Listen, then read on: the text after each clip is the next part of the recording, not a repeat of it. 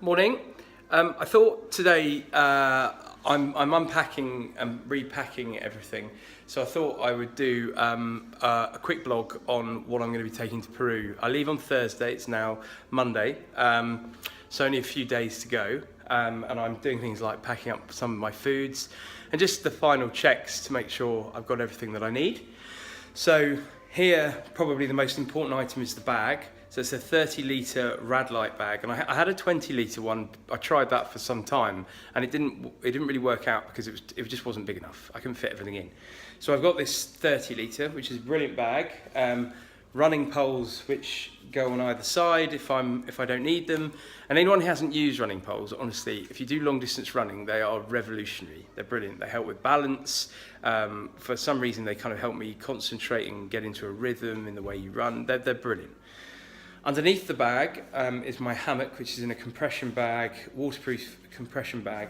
And Ben, my brother-in-law, had a good idea to get these straps and pull them nice and tight, and they sit underneath the bag so that the hammock doesn't have to take up space inside.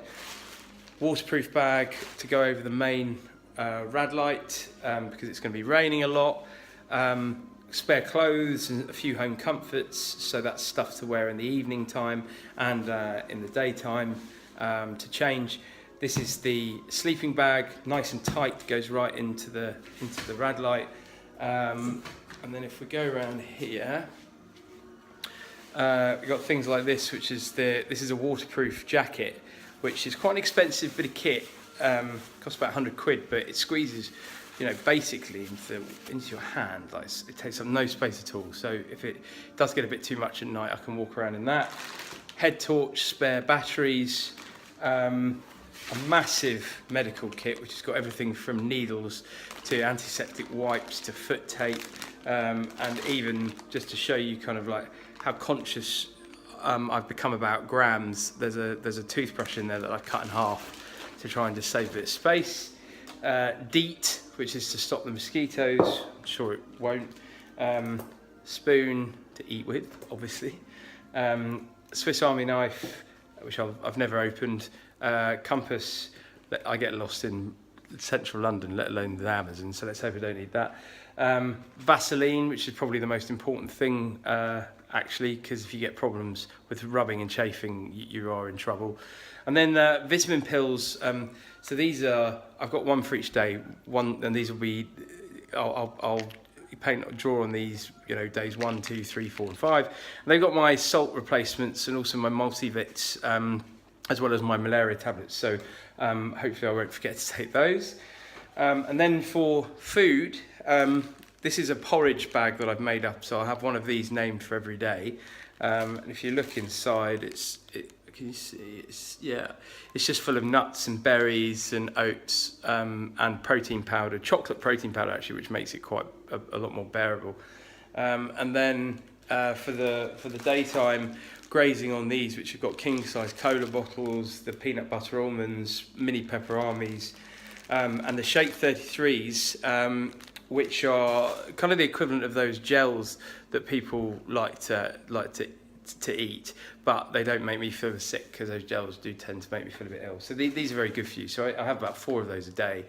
And then when I finish for the day, set up the hammock and then eat one of these, which is freeze-dried food, which is anywhere between 400 and 600 calories.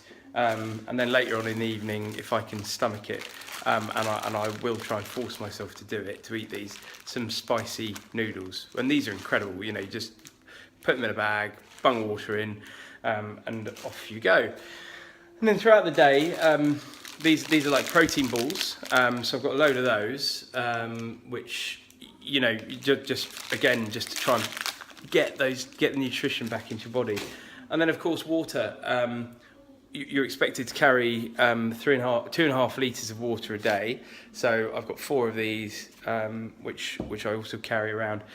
So all in all, the bag, once it's full, weighs about 11.5 kilograms, right? So, which is a lot of weight to pull around with you all the time, but you do actually seem to get used to it. But every gram matters, and as the trip goes on, obviously the food will diminish, and actually the weight will go down. So hopefully on the last day, which is anywhere between 70 and 90 kilometers as a run, hopefully that'll make it slightly more bearable, but we'll see. I thought that might be helpful. I hope it was. I'm going to pack all this up now and finish my breakfast, decanting. And if you haven't sponsored, please do. We're up to nearly £8,000, which is very close to the £10,000 target. I'm very proud of that. But please, if you haven't, take 2 minutes. That's all it takes. And it's called Help for Children. And I'll post the link to this blog. I'll catch you later. Bye.